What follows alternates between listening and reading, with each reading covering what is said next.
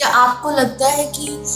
जिस जॉब में या जिस प्रोफेशन में अभी आप हैं, जिस डेजिग्नेशन पे आप हैं, आप उससे कहीं ज़्यादा डिजर्व करते हैं और सिर्फ और सिर्फ इंग्लिश अच्छा नहीं बोलने की वजह से आप अभी सिर्फ उसी जॉब पे या उसी पोजीशन पे स्टक हैं? ऐसा अगर आपको लगता है then yes, this video is for you. I'm Manchla Rathod, career counselor and speaker. So इस वीडियो में मैं आपको जो बेसिकली डिस्कस करने वाली हूँ आपसे अभी, वो सिर्फ ऐसा कुछ नहीं है कि मतलब मैं आपको कुछ बताऊंगी कि ये आप शॉर्ट ट्रिक्स अप्लाई करें और आप बहुत ही एकदम से फ्लुएंट हो जाएंगे इंग्लिश में और 30 दिन में सीख जाएंगे या 15 दिन में। ऐसा कोई कमिटमेंट नहीं है। एंड डेफिनेटली अगर आप कोई चीज़ को सीखना चाहते हैं तो आपको टाइम और डेडिकेशन, आपकी मेहनत दोनों आपको इक्वली ही कंट्रीब्यूट करना पड़ता है। ऐसा कोई शॉर्टकट नहीं होता किसी चीज़ के लिए। तो सीखने के अलावा अगर मैं एक चीज़ पे बात करना चाहती हूँ जो मैंने देखा है मेरे आसपास, इवन दैट मेरे स्टूडेंट्स के साथ में देखा है मैंने, एंड मैंने अपने साथ में भी जो पर्सनल चीज़ें ट्राइड एंड टेस्टेड हैं, तो मैं वही आप लोगों के साथ में शेयर करने वाली हूँ। फर्स्ट जो मैं एक बात करने वाली हूँ वो ये है कि मैंने देखा है कि काफ़ी कुछ कैंडिडेट्स ऐसे होते हैं जिनको लगता है कि जैसे अगर किसी वो अप्लाई करना चाहते हैं किसी भी प्रोफाइलिंग के लिए, लेट्स सपोज कि उन्होंने हायरिंग देखा कि किसी बीडीएम की प्रोफाइलिंग के लिए हायरिंग हो रही है, बिजनेस डेवलपमेंट मैनेजर, ठीक है, या आपने ऐसा देखा कि बीडीएम के लिए हायरिंग चल रही है किसी अच्छी कंपनी के अंदर, और उसके लिए जो भी मेंशन्ड जो रिक्वायरमेंट उनको चाहिए होती है, एक बिजनेस डेवलपमेंट मैनेजर के अंदर क्या क्वालिटीज होनी चाहिए। सिर्फ इंग्लिश बोलना सफिशिएंट नहीं होता है। अगर एक मैनेजर का प्रोफाइलिंग है तो वहाँ पे आपको टीम को मैनेज करना है, टीम को लीड करना है। टीम को किस तरीके से आप मैनेज करेंगे वो आपने देखा जाएगा, कैसे आप उनके साथ कनेक्ट होते हैं। सेकेंडली आप कैसे जो आपको स्ट्रैटेजीज डेवलप करनी होती है कि किस तरीके से आप बिजनेस को डेवलप कर सकते हैं कंपनी के लिए, कैसे आप बिजनेस लेकर आएंगे कंपनी के लिए, ठीक है, तो क्या रोल्स रहेंगे, कैसे आप उन चीज़ों को इम्प्लीमेंट करते हैं, वो चीज़ें भी इक्वली ही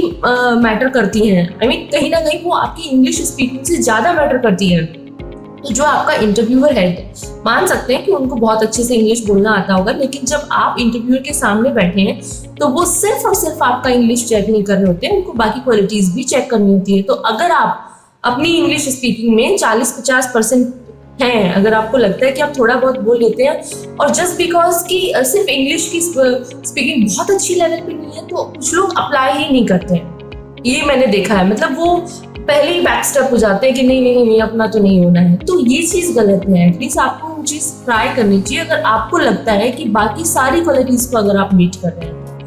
तो पहला तो ये चीज़ मैं आप लोगों से शेयर करने वाली हूँ, बिकॉज मैंने देखा है मेरे कुछ स्टूडेंट्स हैं, उनके साथ में मैंने देखा है कि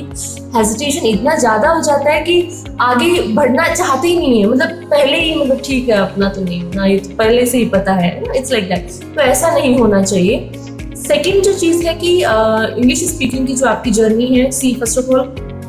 जैसा मैंने बताया कि कोई शॉर्टकट नहीं है, आपको उसके लिए टाइम देना ही पड़ेगा। हाँ, आप उसमें तो बहुत सी चीज़ें पहले से भी ट्राई कर रहे होंगे, आपने कुछ यूट्यूब वीडियोस भी देखे होंगे, कुछ इंस्टीट्यूशंस वगैरह भी ज्वाइन करके रखते हैं बच्चे, लेकिन इसके साथ साथ जैसे जो मैंने एक्सपीरियंस किया, देखिए क्या होता है कि आपने देखा कि बॉलीवुड की, हॉलीवुड की जो भी सॉन्ग्स आपको पसंद है या पंजाबी जो भी आपको सॉन्ग्स पसंद है, कभी भी हम उनको याद नहीं करते हैं, है ना। लेकिन 5 बार 6 बार 7 बार जैसे ही आप उनको सुनते हो, या फिर जैसे किसी पार्टी में आपने सुना, किसी फंक्शन में आपने सुना, जैसे ही मार्केट में गाना आता है आप अपनी प्लेलिस्ट में सुन रहे होते हो, तो एक टाइम के बाद धीरे धीरे आप उसके साथ गुनगुनाने लग जाते हो, है ना। हम साथ साथ में गाने लग जाते हैं, लेकिन हमने उसको कभी भी याद नहीं किया होता है। जरूरी नहीं है कि वो हमारी, अब जैसे कि मुझे पंजाबी नहीं आती, लेकिन फिर भी मैं पंजाबी अगर सॉन्ग सुनती हूँ तो धीरे धीरे वो लिपसिंग करने लग जाते हैं साथ साथ में। तो क्या होता है कि जो आपका इंटरेस्ट पार्ट है, आप जो चीज़ सीख रहे हो उसको अपने इंटरेस्ट से कनेक्ट करोगे तो थोड़ा सा आपका लर्निंग जो है वो इंटरेस्टिंग हो जाएगा, और सुनने से जो है वो बहुत अच्छा रिजल्ट मिलता है। तो आप क्या कर सकते हैं कि जैसे लेट्स सपोज कि आपको कोई स्टोरी पढ़ना, किसी टाइप की स्टोरीज पढ़ना आपको अच्छा लगता है, कोई भी, मतलब हो सकता है आपको हिस्ट्री का अच्छा नॉलेज है, हिस्ट्री आपको सुनना अच्छा लगता है, तो बहुत से ऐसे प्लेटफॉर्म्स हैं जैसे स्पॉटिफाई, एंकर, ये सब कुछ, मतलब एंकर पे तो शायद से पॉडकास्टिंग होता है, बाकी स्पॉटिफाई और ये कुछ प्लेटफॉर्म्स है जहाँ पे ऑडियो फाइल्स होती हैं। तो आप यूट्यूब की बजाय, मतलब मैं आपको कहूँगी कि यूट्यूब में और उनमें वीडियो में क्या होता है कि आप जब किसी को सुन रहे हैं तो साथ साथ में आप उसके फेस एक्सप्रेशंस भी देखने लग जाते हो, है ना। तो हम थोड़ा सा डाइवर्टेड हो जाते हैं वहाँ पे,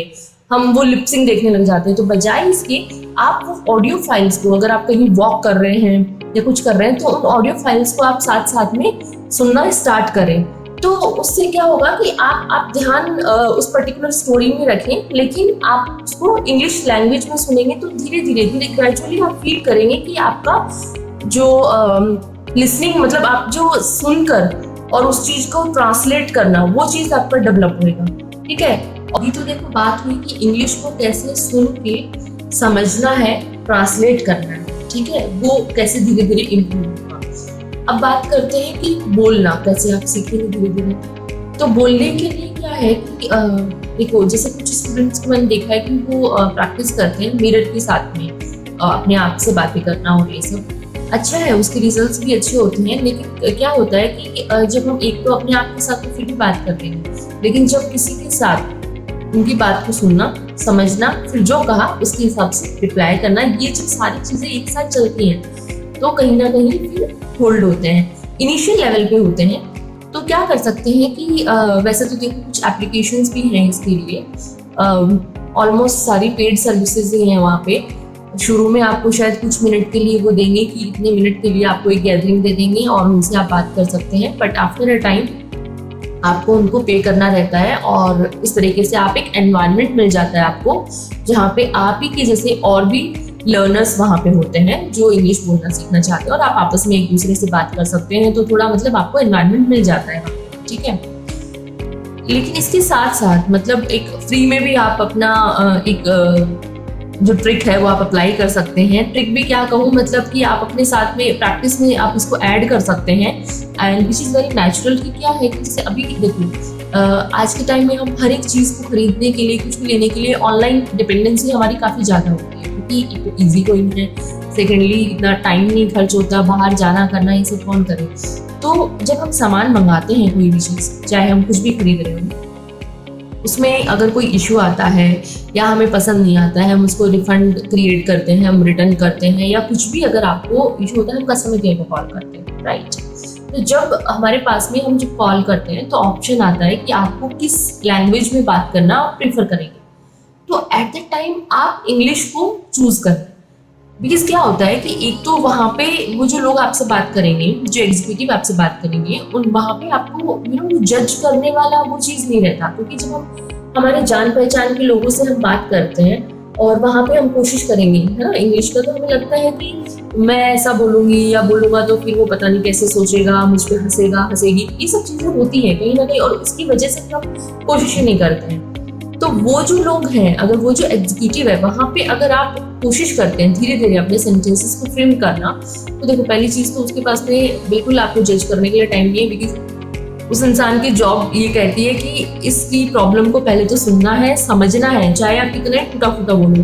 वो पूरी कोशिश करेगा आपकी प्रॉब्लम को समझने के लिए, और फिर उसको सोल्यूशन देना है on the basis of that कि आप उसको फिर रिव्यू करते हैं। कभी कभी होता है ना कि आप एंड में उस कॉल के लिए आपको लिंक आता है और आप उनको फीडबैक देते हैं कि भाई इस एग्जीक्यूटिव ने मेरी प्रॉब्लम का सोल्यूशन इतना अच्छे से किया है, नहीं किया। तो वो पूरी कोशिश करेगा आपकी बात को समझने के लिए, जो भी एग्जीक्यूटिव है, ठीक है। तो इस तरीके से आप मतलब ऐसे नहीं है कि इस चीज़ को हैबिट ही बना लिया, लेकिन अगर जेन्युइनली आपको कोई प्रॉब्लम फील होती है और आप बात करना चाहते हैं तो आप इंग्लिश को चूज करें, और उसमें आप धीरे धीरे आप थोड़ा सा प्रैक्टिस करें। आप डेफिनेटली आपको फील होगा कि आपकी जो स्पीकिंग एबिलिटी है और जो समझना है, ट्रांसलेशन है, वो धीरे धीरे आपको इम्प्रूवमेंट देखने को मिलेगा। तो ट्राई कीजिए और मुझे कमेंट करके ज़रूर बताइएगा कि क्या ये चीज़ें आपके लिए वर्क कर रही हैं या नहीं कर रही हैं। बट हाँ,